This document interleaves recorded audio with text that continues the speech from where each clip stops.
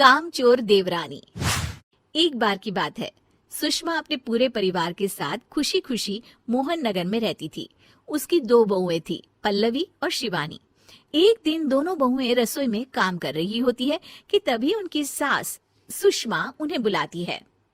अरे बहू, जरा इधर तो आना।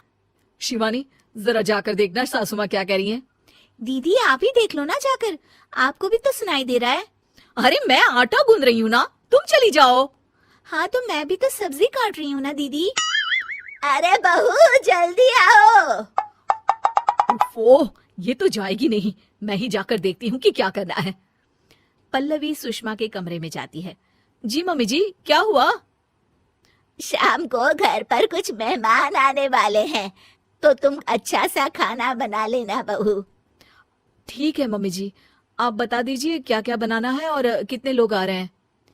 सुनील की मौसी जी और उनका पूरा परिवार आ रहा है। कुल मिलाकर 3 लोग और हमें मिलाकर हुए 9 लोग।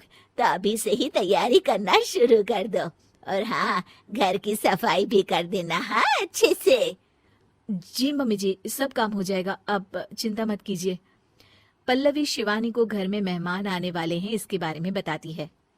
क्या 9 लोगों का खाना बनाना होगा, घर की सफाई करनी है? बाप रे, सासू माँ ने तो हमें घर की नौकरानी ही समझ कर रखा है। ऐसा नहीं बोलते शिवानी, हम इस घर की बहू हैं और घर के काम करना हमारा फर्ज है।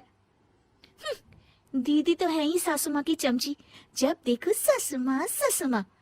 मैं तो इतना सारा काम नहीं करने वाली।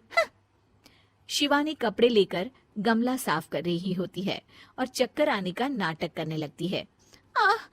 मेरा सर चकरा रहा है। तभी वहाँ पल्लवी और सासू माँ जाते हैं। अरे बहू, क्या हो गया तुम्हें?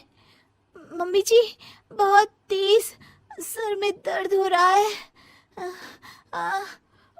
तुम एक काम करो शिवानी, आराम कर लो।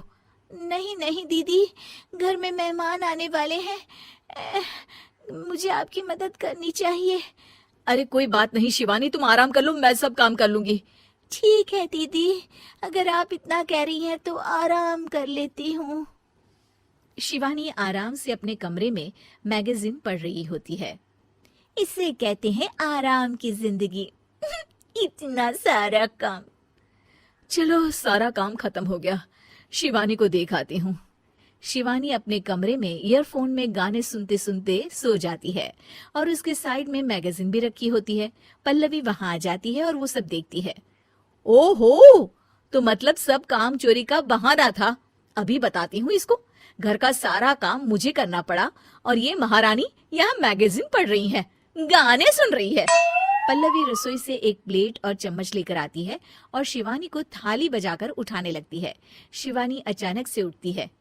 उठ गई महारानी, गाने भी सुन लिए, मैगजीन भी पढ़ ली। तुम तो बहुत बड़ी झूठी निकली शिवानी। तुमने सर दर्द का बहाना बनाया ताकि काम करने से बच सको। हाँ बनाया बहाना, तो क्या करती, इतने सारे काम करती। मुझे कोई शौक नहीं है चापलूसी का। क्या चापलूसी? तुम्हें लगता है कि मैं सारे काम चापलूसी के लिए कर रही हूँ? नहीं तो क्या। तभी वहाँ सासू माँ आ जाती हैं। अरे बहू, वो लोग बस आने ही वाले हैं, तुम तैयारियां कर लो। जी सासू माँ, तुझे तो मैं बाद में देखती हूँ। सब खाना खाने बैठते हैं और खाना शुरू करते हैं। तभी सुनील की मौसी बोलती है। वाह भाई वाह, खाना तो बहुत ही अच्छा बना है सुषमा जी, एक एक चीज में क्या स्वाद है। ये सुनकर शिवानी मुंह बना लेती है। उसे अपनी जिठानी की इतनी तारीफ रास नहीं आती। आपकी बहुएं तो बहुत ही अच्छा खाना बनाती हैं। हाँ, बनाती तो दोनों ही अच्छा है, पर आज ना ये सारा खाना बड़ी बहू ने बनाया है। छोटी बहू की तबीयत ठीक नहीं थी, सो इसलिए। मानना पड़ेगा सुषमा जी, आपकी बड़ी बहू तो बहुत ही गुणवान है। पल्लवी की तारीफ सुनकर शिवानी को जलन होती है। पल्लवी ये सुनकर खुश हो जाती है और शिवानी की तरफ देखकर उसे चिढ़ाती है। कुछ देर बाद मेहमानों के जाने का वक्त हो जाता है। मौसी जी सबके लिए उपहार लाई होती है। वो सबको शगुन के पैसे देती हैं और अंत में पल्लवी के पास आती है। तुम्हारे लिए शगुन का लिफाफा तो है ही, पर बहू तुम्हें एक और उपहार भी मिलेगा। इतना अच्छा खाना बनाने के लिए। मौसी अपने सोने के कंगन निकालकर पल्लवी को पहना देती है। ये लो, ये मेरे मनपसंद कंगन है, अब से ये तुम्हारे हुए। धन्यवाद मौसी जी। ये देखकर शिवानी तो पूरी तरह से जल जाती है और गुस्से से रसोई में चली जाती है। तभी वहां पल्लवी आ जाती है और उसे अपने कंगन दिखाने लगती है। देवरानी जी, अब आपका सर दर्द ठीक तो है ना? मुझे लगता है कि अब सर दर्द शुरू हो गया होगा आपका।